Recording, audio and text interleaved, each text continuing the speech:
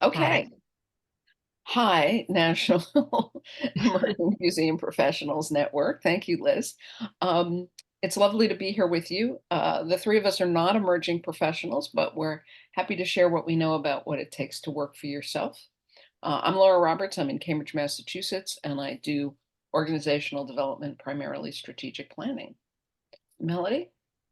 Hey, I'm Melody Cabán coming in from Dallas, Texas, with Melody Cabán Consulting, and I work in museum stores, earn revenue, and operations. And I'm, Betsy? yep, and I'm Betsy Loring. I have been an independent museum professional since 6 months before the pandemic. Later, we're going to talk about mistakes. Don't launch right before a pandemic. I do exhibit content development and whatever else clients throw at me. So, and I'm in Worcester, Mass. So we've got a series of questions we're going to ask each other, but hope to have a lot of time for questions, certainly at the end. If you've got questions and want to drop them in the chat, one of us will field them and drop them in wherever we think it might work. Beautiful. Let's kick it off then. So I want to start off with, how did you get started, Laura? I had been a museum educator and then went to business school and got really interested in strategy. I was working at the New England Museum Association and then at another nonprofit. And I just decided that I wasn't getting the executive director jobs I wanted.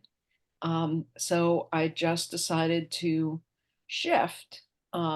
We used to say, my husband and I used to say the mix of work and not work in our lives.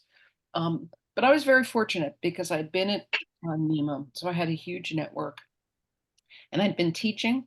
So I had a lot of former students out there. And one day I just quit. We, my husband also quit at about the same time. His company gave us Cobra, and we bought two good desk chairs from them, and that was kind of it. Back in the day, because I've been doing it a long time, Massachusetts did have the option even before the Affordable Care Act of freelancers being able to buy health insurance, which was the huge thing once we came off Cobra that we had to worry about. Betsy? Mhm. Um, so I'd always had in the back of my mind that someday I might consult. Um, Unlike Laura, I never had a burning desire to be executive director of anything. Um, and the decision was somewhat thrust upon me. I was laid off. This was a pre-COVID layoff where we had a change in leadership.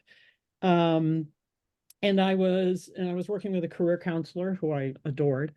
Um, and I was trying to do parallel tracks. I was looking for work, but for a lot of family reasons, I couldn't really pick up and move. Um, and so trying to find an exhibit development job that wasn't going to require me to pick up and move was a little difficult. And so I was also looking for consulting work. And what kind of tricked it over into my brain, um, I am a sole earner, but thanks to divorce, I had one more year of alimony. So that helped. Um, and I was sort of waiting for the universe to tell me something.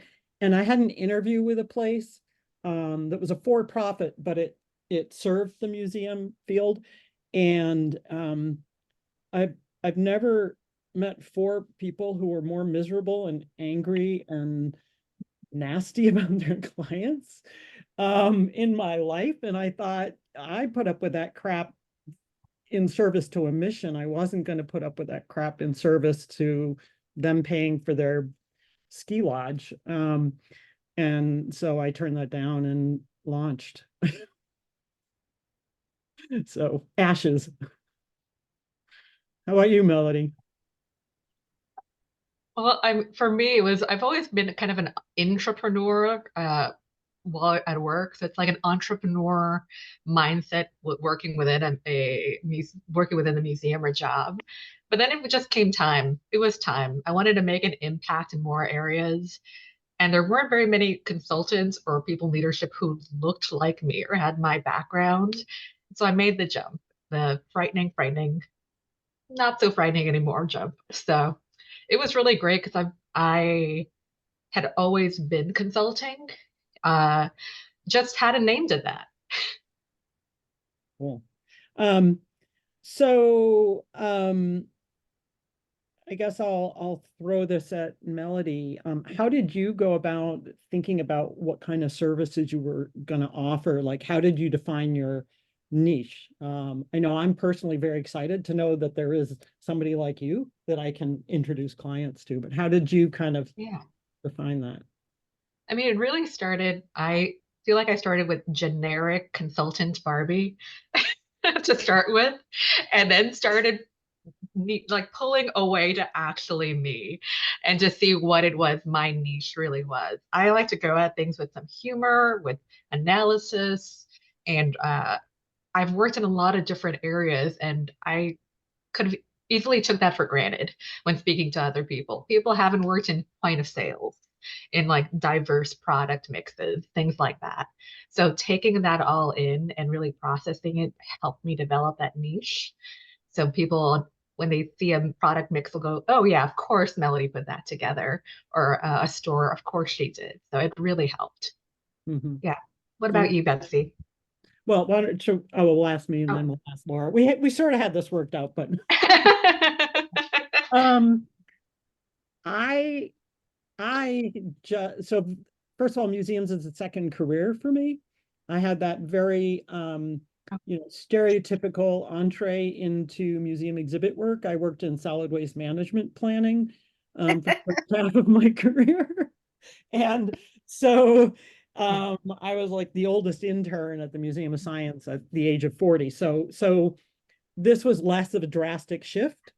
Um, but I have learned that I am a project-oriented person, which is why I knew I needed to be around exhibits. Um, and like I sort of think about it as being like, are you a dermatologist or are you an emergency room doctor? Or, you know, and I like those more. I mean, I'm not an emergency room doctor, but I do like the beginning, the middle, and the end. Um, and I worked again with a career coach who really helped me sort of define not just the work that I did, but how I do it. Because there are a lot of people who are content exhibit developers. And so what is it you get with me that you don't get with other folks? I thought was really important. Um, so, and then Laura, how about you? So I also worked with an exhibit with a career coach, not when I made this decision, but about 10 years prior, when I was trying to decide whether I wanted to continue to be a museum educator. And I sat down and I said to her, I'm a producer. I can juggle balls. I keep everything in the air at once, and everything comes out fine at the end. And I think maybe I should be a producer in some context. And she did all of the tests, and she said, you're not a producer. She said, you are an upfront thinker. You value what you do as a producer because it's so hard for you. And we all value what comes hard, and we don't value what we do easily. We think anybody can do that. But in fact, anyone can't do that. She said, so you really need to find a job where it's the upfront, where you add value, where it's the figuring things out, diagnosing the problem, setting the stage, and then letting someone else do the implementation. And that stuck with me, obviously. Um, and um, and so when I figured out what I was going to do, that's what I realized, that I'm not going to be with a client for a year. It may take a year to do a strategic plan, but I'm not going to be on retainer for a full year. The other thing that that I came to understand, as I said, when I went to business school, I became really interested in strategy. And even before I took a course in strategy, I remember writing in my business school application that I was frustrated by museums where strategy consisted of doing everything you did last year plus two more things. And so that idea of trying to get organizations to be aware of their environment and to focus. And I went through a very difficult situation with my last full-time museum job. um, motivated me. So that's how I figured out my niche. You got applause from Sheridan on the what we did last year plus two more things. Two more things. Two more things. So I'm wondering, to both of you, what kind of shifts mentally and emotionally did you need to start to work independently? And then if you care, what kind of practical steps, the financial, the organizational, I bought a chair. Um, but what was the mental leap that you had to go through? Melody? Really, it was that jump of really going out on your own. I've said that it's kind of like choosing to jump out of a plane without a parachute and carefully coming to that conclusion, because it really is a frightening thing to do on your own until you realize you've been doing it all along, all these pieces. And to really have that confidence of your background and your processes and what you know. So that shift definitely took a bit when I was making that turn. Even though I knew I wanted to do this, that emotional ooh did take quite a while. And also realizing working with competition. Really there for me, competition isn't really competition. Other consultants have been super helpful, as Laura and Betsy have been here. And that competition, I gain much more from working with others and introducing and speaking with others than I do treating them as the competition for myself.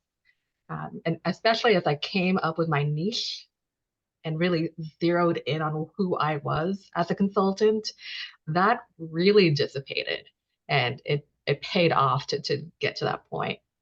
Um, but on the practical side of things, really working with a lot of those tools, the figuring out what processes I needed to create it consulting for myself.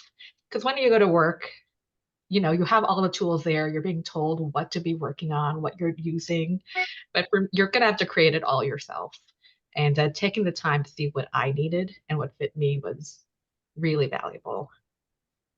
Thank you. Yeah, there's been a lot of chatter on our listserv about tools in Mhm. the last week, and no one seems to use the same tools. Betsy, Nope. what about you? What was the emotional and intellectual leap you had to take? Well, and just to piggyback on what Laura talked about, our listserv is the Independent Museum Professionals listserv, which if you're thinking about becoming an independent museum professional, just thinking about it, I would consider joining. And I've just posted a link also to the resources page because Melody and three other newly minted independent museum consultants did a similar webinar to this last week, and they talked a lot about that emotional shift. So for me, some of it was just really reminding myself that I was investing in me and that I was having confidence in me. There was a lot of unlearning of trauma in the last job that it'll hit you at the worst times, and just doing the deep breathing. Like I wasn't used to somebody saying they liked the work without following it up with, and here's how I'm going to hit you over the head with a sledgehammer. And so like I couldn't listen to the rest of the meeting one time when I was subcontracting with someone. So I think that was part of the mental shift, was just, being kind to myself. And then in terms of practical tools, I've never considered myself a business person. And I feel like Melody has always been very entrepreneurial. That's not me. And so I went looking for, business startup resources, like something called the Small Business Development Center. Like I really needed to understand the order of operations of all this scary business stuff, to be sure I could do that part of it. So how about you, Laura? If you follow the link to the website, all of the great resources that Betsy pulled together for last week are there. I'm not sure the instructions about joining the listserv are there, but I think what we're going to do is I'm not quite sure how we're getting them to you, but we will get it to you. So let's see. The main shift for me was working by myself and not having colleagues, particularly after working at the Museum Association, where I spent the whole day on the phone talking to my friends, which is the way my nephew described one of the jobs that he was in. He said, my boss spends the whole day on the phone talking to her friends. I said, yeah, it's what I do too. And so not having the phone ringing all the time, my friends around me all the time. My last full-time educator job, I worked with a very, very tight knit group of women who are still close. Um, and so building that network, and I went out on my own long enough ago, nothing like this existed. And so some friends and I created a consortium of independents and a very early listserv in order to just vent with each other, problem solve with each other. Um, I'm actually not much of an extrovert, um, but if you need it, I would say making lunch dates, making coffee dates, uh, or Zoom calls just to overcome the isolation was the main mental shift that I had to make. I still don't have very sophisticated tools. I don't have time tracking tools. I don't use QuickBooks. I literally use an Excel spreadsheet to track my expenses. But I'm also a real Zoom pro. The fact that I forgot to start the recording, notwithstanding. So that's my husband sometimes uses the phrase when all you've got is a hammer, everything looks like a nail. Um, so I probably should have a little more tools in my toolkit so that I can tell the difference between a nail and a screw. Um, Yeah. Beautiful. I'm gonna throw on there too that if you have to become your best boss, mhm, you really, yeah, I've realized I'm a pretty tough boss for myself, and I'm having to get better at that. mhm. So let's see. So Laura, do you have to be very experienced to become a consultant? So the way we wrote this question when we were planning was Melanie was supposed to say, "You two are both really old."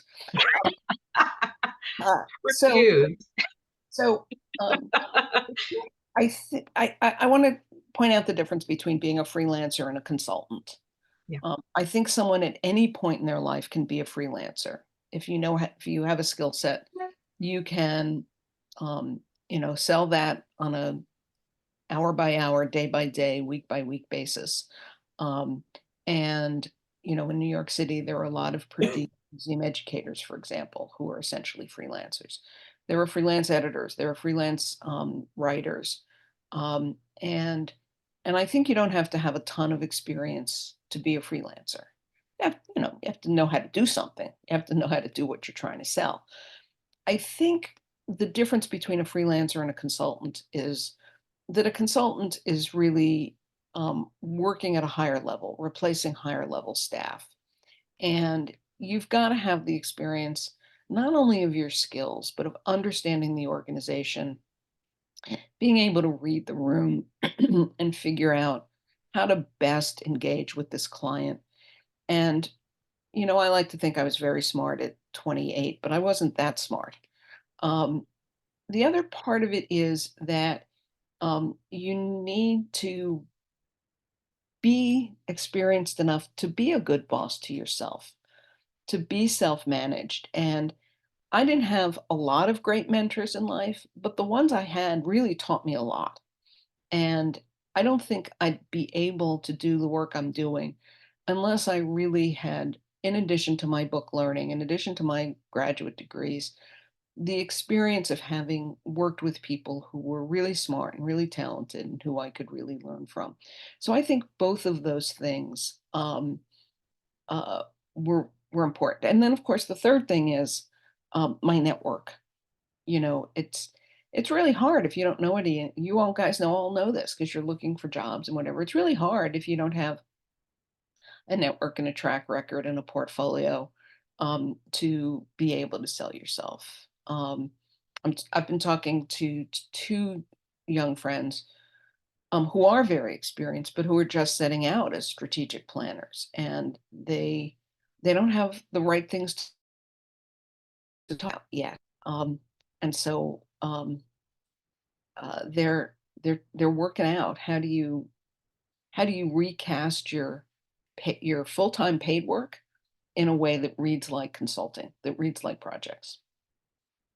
But you got to have that full-time paid work to recast it into a portfolio. I have a slightly different twist on that, which I think it's highly variable based on what skill set you're selling. Mhm. I often worked, especially being from a museum that was on the lean side. I would hire graphic designers who were independent frequently. I liked the creativity. I could look at their portfolio. Their portfolio didn't have to be huge, but I knew whether they were a match or not. Same with illustrators.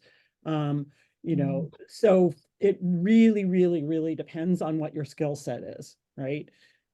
If you're doing accounting, or if you've got some grant writing under your belt, writing is writing is writing. And so I think there are some skill sets that lend themselves to being able to launch much earlier than others. The one thing that time gives you, or having a really big mouth and overcoming any inner introvert, is to have that huge network, which sometimes is a factor of time. But when you go to a conference, like if you're ever thinking about being independent, get to every conference you can, get on conference sessions if you possibly can, and then work the heck out of the exhibit halls and every conversation you have, so that you're building a huge network, and try to be networking with people you think you can help. The more you are helpful to other people, the more they will turn around and help you. So for me, networking is always trying to help other people, because don't be a jerk, right? I don't want to work with you. And if you've been kind and helpful to people, that's part of it. Yeah, I'm absolutely, absolutely. And I was at a conference once, and one of my former students came up to me and said, "Oh, good, I can talk to you." I said, "What do you mean you can talk to me? You can talk to me anytime." She said, "No, no, no. I have a rule that I have to talk to 3 people I don't know at every break. And I've talked to my 3 people in this break, so now I can finally come talk to you." Mm. Um, the other thing that I will say for those of you who are emerging and younger, is that it'd be important to find older people who are willing to be in a mutually mentoring relationship, where it's not just the older person who's mentoring you, but that you have figured out that you have something to teach each other, um, and and support each other in interesting ways. So not sell yourself short as a younger person. In fact, there's a lot that, um, in whatever it is, it's not just helping older people with technology. It's a lot of other things as well. Mm. We've got a question from Jennifer about niche, and she's been trying to figure out how to sell her architectural services. One of the things that, particularly in the exhibition world, that I've understood is that you have to understand who gets the jobs first, and therefore where the decision making is. Mm. And in my world, for example, I don't hang out with my old museum education friends. I have to hang out with trustees or museum directors. And one of my friends who was in marketing communications realized that people who are doing publications never start with the writer, they start with the designer. And she started selling herself to designers. And so if you figure out it's your what you need, what you know how to do is not going to be decided directly by the museum. You're going to be a sub to some other entity, and you got to figure out who that is. And you're an architect. Amazingly, a whole lot of museums start with the architect rather than with the exhibition firm. Um, Betsy may have a different experience, but they seem to hire the architect first, which is good news for you because you can sub to architects, which maybe you understand their language better than the average exhibition developer would. Mm. Yeah. Um, Is it my turn? Melanie, Oh, yeah, no, Melanie. Melanie, Yes. You're not old. yes, you're not old. What? My knee tells me differently. I mean, the thing is, I'm being new as an IMP. Like I said before, I wasn't new to consulting. I've been doing this for like a decade. People have been coming to me to ask questions about point of sale, about UBIT, all the exciting pieces about how to move forward with creating a store. So it took realizing that those were all pieces of my experience and moving forward. And I think Jennifer included something about the images of that your exhibits. I know that moving as an IMP, I'm including making sure that I can include images of any project I'm on or in my portfolio, including logos, things like that, as just part of the contract. But really realizing with consulting how much where I fit in to everything, like Laura was saying, where do I fit in where where the planning is going, or am I going in to fix parts of it or inspire pieces of it? It's a little different from museum stores. You're not making a new museum store every couple months or every year, hopefully, if things are going well. But going in from the beginning or knowing how to start them off on a new project, it really took understanding that niche to realize what experience I brought and do my network. I've been working with my network for a long time before I really realized they were my network. Working with associations and working with different local groups, hosting local conferences.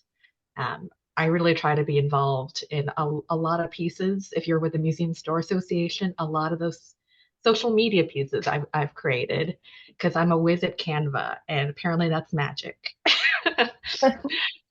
But You know, yeah, and- having those pieces right. make a big difference. And Jennifer's asked another question, which is how do you talk about your work when it's not former consulting work? And you don't Ah, talk about it as clients, you talk about it as projects. You know, so, you know, if Melody redid her 6 different stores in the course of her career as a staff member, these are the projects I've worked on. mhm. I have students who talk about their student projects as if they're consulting. You know, they never use the word client. They don't refer to it as consulting, but these are the projects that I have in my portfolio. I actually had a colleague, may he rest in peace, who had a very checkered work career. And he didn't want to list the 2 or 3 jobs where he had only lasted 6 months on his resume. This was back when you still put years on your resume. And he would refer to those as projects as if they were consulting projects as opposed to jobs that he had washed out of. Like Yeah. Yeah. Um, I mean, the trick I've done, because Jennifer, I'm often subbing to yeah. a contractor. And so I'll put the project up and then I'll say what, like, I might say the project, what my role was on the project. And then if I was working with another design firm or something, but I've used stuff from my old museum in museum work, and I list them as projects. I've also seen somebody, she sort of created a portfolio, even though she's not a designer, where she'd have a picture of the exhibit. And then again, she would list what the project was and what specifically her role was. So you got the full sense of, you know, she wasn't claiming credit for the whole thing because exhibits are never one person's work. So you just make it really clear who you worked with and what you were specifically doing. That makes sense. Are we on to me? So how do we set rates? Melody, have you, I can't remember what you said in the session about how you set your I rates. said, you know, I started by getting one of those calculators online, kind of Okay. separating it from myself, not getting it tied into whatever emotion I had there, and then working from that and seeing what my costs were, what other consultants were charging, and realizing it's going to change no matter what number you pick today. It's going to change. It's not written in stone. So not to worry too much about it being right for forever. Yeah, if somebody accepts it really quickly, you aren't charging enough. Yeah. But I just put two online calculators. They're not the ones I used. But the way I always did my exhibit budgets when I always worked the numbers like 2 or 3 different ways to see if they sort of made sense. I also called up friends who were Yeah. designers who worked with people like me and sort of said, what do you think I should charge? And they cited me a number that sounded scary. The other thing that I put in the link is a group called Freelancing Females has a rate consulting sheet where people are just putting in their rates.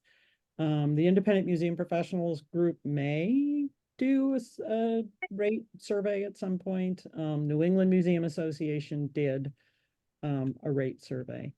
Mhm. Laura, do you want to share your resources? Yeah, so I just put my paper in the chat.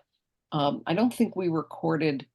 It's possible if you go to indiemuseumpros.com that my session was recorded, but this is a document that I wrote a number of years ago about how IMPs decide what to charge.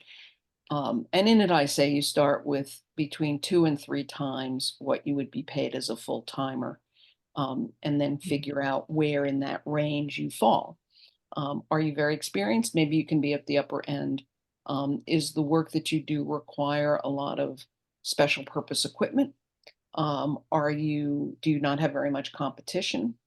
Do you mainly work for larger clients in bigger cities? All of that means you can be at the upper end. Do you have a lot of competition? Are you working with small organizations? You're going to be at the lower end of that. Um, uh, I came out of history. In history and art, for example, exhibition developers are up against academics, professors Mhm. who don't have to pay their health insurance, don't have to, figure out their um, office space and all of that, and they undercut freelancers considerably. Um, and so in that field, the wages are depressed. I work for small organizations. They simply can't afford as much as a larger organization can. So my rates, so two things. Elaine Gurian has 2 rates, full price and free. And she doesn't negotiate. If she wants to work for you pro bono, she works for you pro bono. Otherwise, you pay her full rate. That's not how I price. I will say that I am discounting my rate for ABC for particular reasons. Um, and then what I do, and I learned this from a friend, is that I give them a bill for my full rate minus my contribution to the institution so that they know exactly what my time was worth, Yeah. and that I've made a contribution. Now, they never acknowledge that contribution in the annual report, I will say. And it doesn't have any tax implications. Don't think it's going to be a tax dodge. That doesn't work that way. But it makes me feel better and it communicates to the client what my full rate would be. Um, Mhm. I discount my rates for a couple of reasons. Number one, if I never have to leave my house. Now, that was truer before COVID. Now, I hardly ever leave my house to do my work. But before COVID, if I didn't have to get dressed and drive and pay for lunch and do dry cleaning at the end of the week, it was worth it to me to charge a little less. If it was a long-term engagement, I said that I'm not a producer. I do much of my work up front. But I have had clients where I've managed their reaccreditation process, for example. And that's a long-term project. It's going to take me months. A lot of it's going to be spent sitting at my computer, editing their documents. That work simply isn't as hard as facilitating their strategic plan. And so I charge less for that. And then I will occasionally charge less for organizations where I really care about the mission, and want to help them out. Um, Can you talk about your 3 Fs? so my 3 Fs: fame, fortune, and fun. Your project has to give you at least one of the 3. Nothing says it can't give you all 3, even better. But if fame, it's going to be a great thing to put on your resume. You're going to be able to talk about it at conferences. It's a statusy client. It's an important project. It's just going to completely for your marketing purposes. Fortune, it's going to pay you a lot. And some projects do pay a lot. I just finished a governance assessment for a very statusy client. And it turns out governance consultants make more money than strategic planning consultants. So it paid, and they had the capacity to pay me a lot of money. Or fun. You're going to learn something. You're going to have a good time. It's going to be a client you've always wanted to work for. And so fame, fortune, or fun. And if it doesn't give you any of the 3, if you're not going to learn something and it's badly paid and it's not going to give you something new to talk about in your marketing, don't do it, which is why I don't do strategic plans for small historical societies anymore. Cassandra put in a question of any of you written grants for an institution with the promise of work afterwards.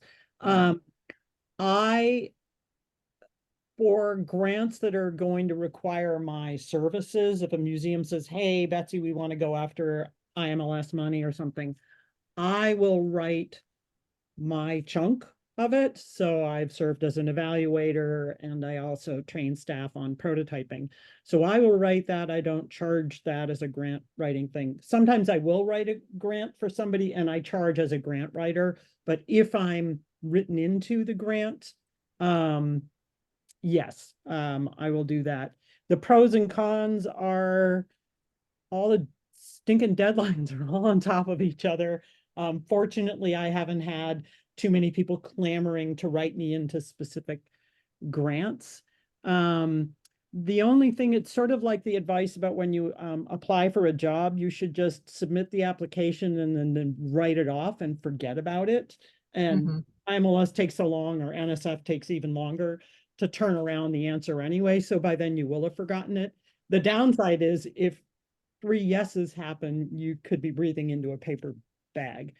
But yeah, I've definitely done that. And in fact, that has then gotten me grant writing gigs, even though I don't market myself as a grant writer. But when I know an institution and its projects really, really well, I can act like the extension of the executive director who just doesn't have the time to write the grant. I would be careful not to write the grant for free. No, well, the only time I will do that is if I'm writing in a proposal for my services. I do have to have a meeting to coordinate you have to design the project when you're writing the grant. So I'm involved in that. Right. I might help, but I will not write. No, I don't do grant writing for free. Well, first of all, you're undercutting your colleagues who are paid grant writers, number one. And number two, you're essentially volunteering, all this time up front with the quid pro quo, but you're not going to make it back. So Sheridan, the problem with what the question you asked about giving them a letter is you've paid them $100 honorarium. They have to declare that $100 on their taxes. They then turn around and give you a donation and they take that $100 off of their taxes. So it's a wash. It's no real benefit to them one way or another. They get the benefit of the donation, but they've had to declare their income. So you might as well not bother to write the 2 checks. So what are your best tools, resources, secrets for success? Betsy, you already talked about the business centers that you've worked with. Yeah, small business development center. I'll see if I have the SBDC. SBDC. It is federally paid for. It's a federal program. There are offices all around the country. It is free because it is federally funded. And you walk in and say, I don't know when I'm supposed to get my tax number. What do I do first? And they will walk you through that. They often have some webinars too. Most of them are not useful for me because they're more for bricks and mortar. But they told me the order of operations, like to do things in the correct order. So when you get the bank account, like you have to file your LLC and talk me through why to get an LLC. They also provided me with a short list of local vendors who are perfectly willing to talk to dinky little startups. So there was a list of a few insurance brokers, accountants, lawyers, some other folks. They weren't vetting them. They weren't telling me they were, endorsed in any way, but at least I wasn't going through, I wasn't just Googling Worcester lawyers and hoping. The other app, because I hate, I don't mind crafting a budget in one of Laura's trusty Excel sheets, but accounting and QuickBooks and all those things make me break out in hives. And my career counselor happened to have fairly recently launched a business, and she mentioned Wave apps, which until 2 months from now, up until now, has been free. And the way they make their money is if you send an invoice and allow people to pay you credit card through their service, they take a percentage of that. So for people like me, I want all the money. I don't want to pay some for a credit card company. So cut me an old-fashioned check because I want all the money. They are now about to start charging, but my accountant's been really happy with it. It is super user-friendly interface for QuickBooks phobics like me. So Melody, what tools do you use? Yeah, I actually also use Wave, even though they did disable some things. There's some workarounds. If you're not sure, always reach out. I can help you out. I also use HoneyBook, which captures everything from email opens to for cold emails, warm emails, creates a website so you don't have to share things on weird Google Drives you will forget about, or the client will not know how to get to because they've never used a Google Drive. And I've also used Score, which kind of works with SBDC. And they have a lot of great training videos online that are great access, including some on just general consulting and what you might need. But yeah, I'm always checking things like the Facebook nonprofit consultants group for great reviews on software or what they might be using right now, and just asking other business owners what they use. It might not be used in that area, but since I kind of am in between like the business and museum world, some of them will work for me. What about you, Laura?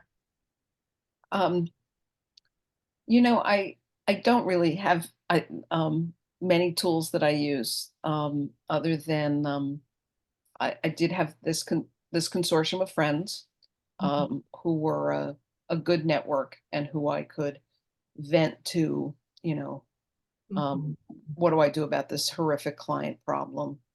And they would give me advice, either collectively or individually. I would say that's the single sharpest tool in my toolbox right now.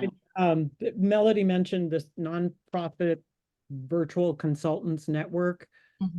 I hate to say it, it's on Facebook. There's also one for freelancing females. Read their rules, they're closed groups, but they are super, super helpful for, tapping way even beyond the museum focused thing. Again, for what tools work and how do you cope with this really annoying client. And people will just go on there to say, I think I have to fire a client, and everybody will sort of, Yeah, gather around. gather around, kick their butt. I have a couple of colleagues who really use social media for marketing. And they have business accounts, business identities online. And they post all of their professional presentations. I got this job. I mean, all of that stuff. Sometimes they don't remember which account they're posting to. But Donna Ann Harris, for example, in Pennsylvania Heritage, Consulting, uses Facebook a lot for her marketing. And I know a lot of people who use LinkedIn a lot to keep their name in front of folks.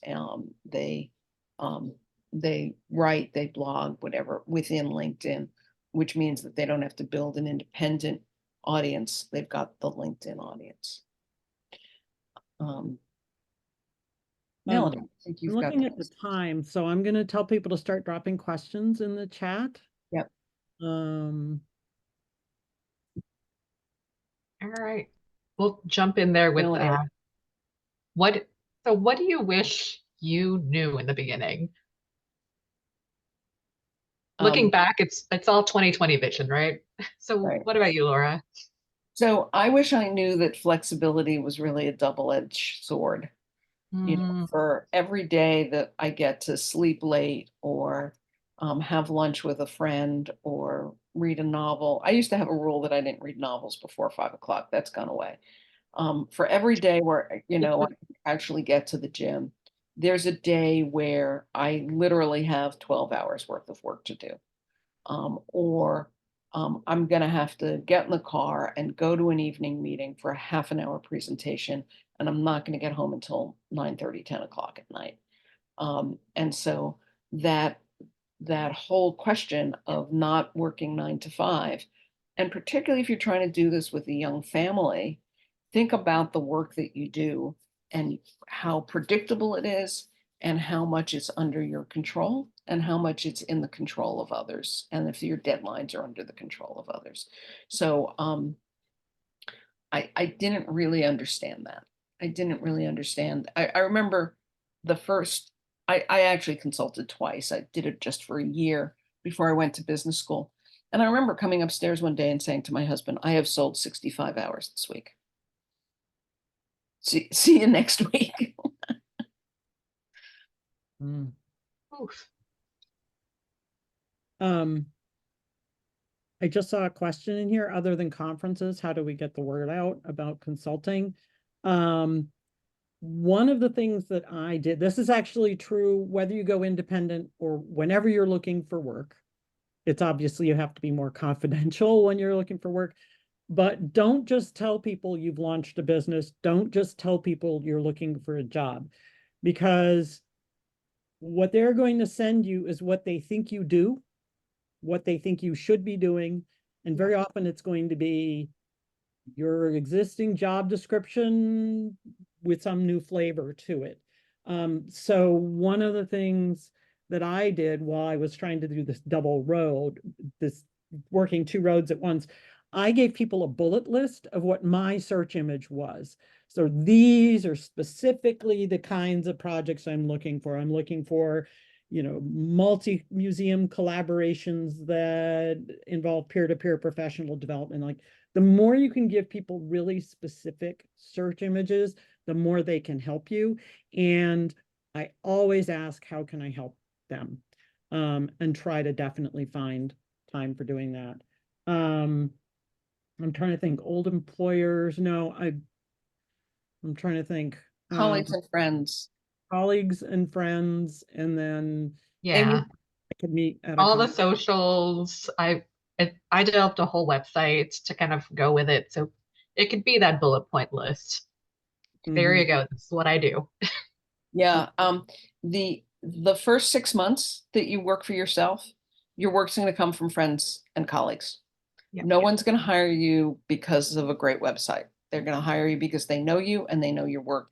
And also, number one, they might feel a little sorry for you because you've just gone off on your own. You've just been laid off, whatever. You've just moved and you haven't found a new job in your new city. But also, you're hot news. You know, Melody did the workshop last year with Sean Kelly.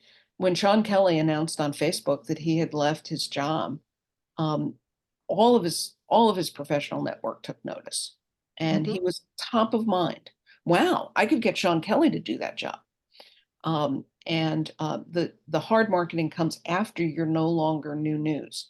Squarespace, Wix, I use Weebly. Not hard to set up your own website, particularly if you have a friend like Melody who's a Canva whiz. And But even more than the design is the search engine optimization, to talk to someone who understands SEO so that you come up in the searches. That's the main thing about your own website. Yes, good 100%. images, yes, good, well-written text. Don't neglect the SEO. Um, I am not convinced that SEO will do a blessed thing for me. I, I just don't think people are saying, I need an exhibit developer. First of all, they don't even know what I do. So Thaddeus, to your question, I do think it's important to have a website. I just think if you don't have a website where people can sort of stalk you a little bit, it's funny because, a Russian sex bot could put up a could put up a website and suddenly, but I do think it gives you a legitimacy. You get to control the narrative. It does help to have somebody who understands SEO so that you are popping up, but I don't think anybody's ever going to look for my services by Googling. They're going to sort of know my name and they're going to find me on LinkedIn. Yeah. So for me, it's word of mouth, definitely more word of mouth. Word of mouth. And Yeah. but it's that, but what websites, and especially for me, LinkedIn or Facebook, is keeping yourself top of mind. Yep. It's funny how at conferences people are like, oh yeah, now I need to remember X. And so it does help. And so basically, how do you do your marketing for launching? You've just spent however many years you're doing your job creating a brand. Not, I hate the word brand, but people knew to call Melody about stores and things like that. So Yeah. the more you're helping people, the more you're talking to other people or writing articles or being on panels. I know this is making a lot of people just sick inside. I'm sorry for all of the collections introverts who are dying. But a lot of my marketing was done because I have a big fat mouth and I say what I mean, and I went to a lot of different conferences. So it was sort of, I didn't intend it to be marketing, but Introverts can write. introverts can write. Yep, you don't have to open your mouth. I will never record a TikTok. And to write and talk strategically about the work that you want to do. So I said, for example, I don't do small historical society strategic plans anymore. I don't talk about them. They're not what's focused on my website. I will not do a conference session about strategic planning for small organizations. I just won't do it. I have to control the messaging, and the messaging is, this is the work I want, so this is the work I talk about. A very smart marketeer who I'm doing a project with right now told me that no one believes that you can do more than 3 things excellently. And so when you first start out, you're going to have a long list of stuff that you're going to want to try and sell, and soon you'll figure out what you really enjoy doing, what there's a market for, and you'll winnow it down. And so I don't, you're not going to start with 3 right away, but over time, you got to figure out some synergies among your portfolio. I have a friend who did museum education planning, and she was a personal organizer. She would organize your closets or your kitchen or your files. And she said, how do I talk about that? And I said, you don't. You have two businesses. Yeah. It's just too complicated a message. You need 2 websites, 2 brands. No. You could still have one tax number. Yes. And those both DBAs. You do not have to go through the filing of 2 businesses. That's right. But as far as the customers are concerned, those are 2 different websites, and you're wearing your blue hat or your green hat. I'm going to pop in again into the resources page, because one of the conversation in last week's webinar, which I would really urge you to take the hour to watch that. One of the people said to Sean Kelly, what is the Sean Kelly experience? And I think, what is it you specifically bring, right? Melody doesn't just talk about her experience around earned revenue, but also a Latina-owned business, right? And so what are the things, like, I definitely come from a long line of people who develop prototypes. And so although I can do interpretive planning, and I do all the time, and I do a lot of writing, one of my specific brands is getting people up to speed on prototyping. Yep. And So developing exhibits that way. So yeah, Cassandra asked about, doing the market research, talking to potential clients, talking to friends. Is there a niche for what I want to do? How should I talk about it? What do you see as the trends? What kinds of things are you taking out of house? Yeah. What kinds of things is it hard to find in a full-time employee? And so for the kinds of institutions that you think you might want to work for, not necessarily the ones that you already understand. So, I don't know. Are places that can exhibitions just fine, needing to contract out the technology in their exhibitions?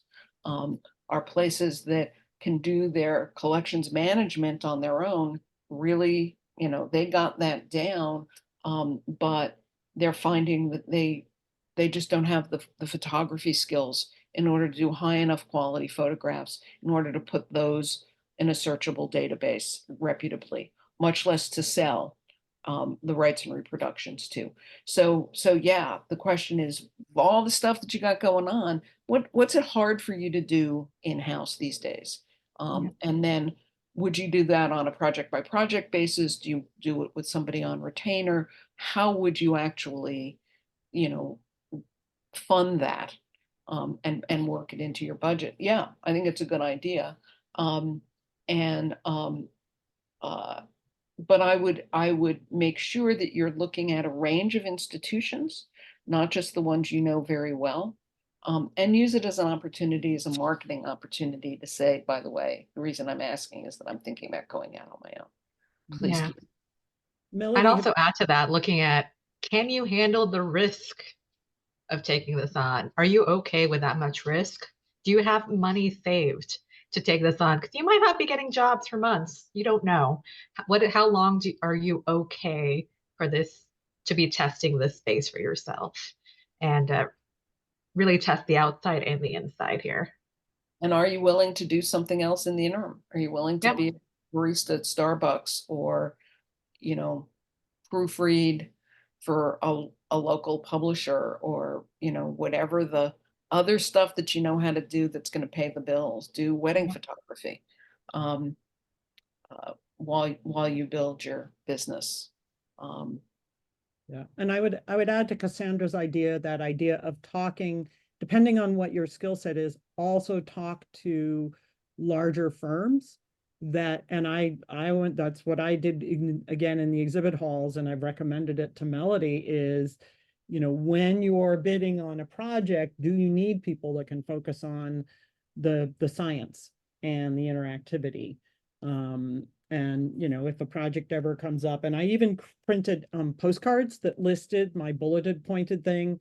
I listed 6 things because I'm talking to a design firm, right? They can handle that I might be okay at 6 things, unlike going straight to museums. So, think about whether there are other firms that you would either partner with or subcontract to, and talk to them that same question Cassandra has.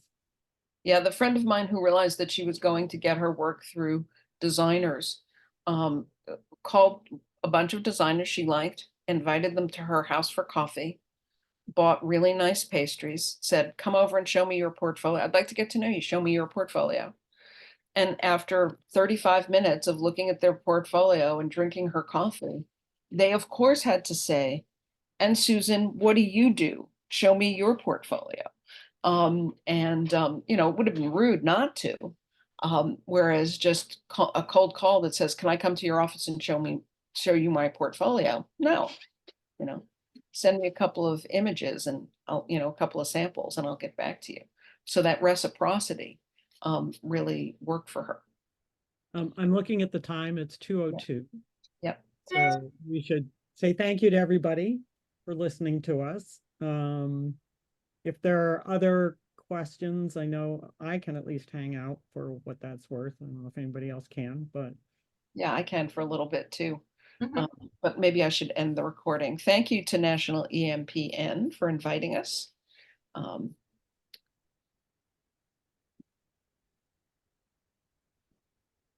did you stop it?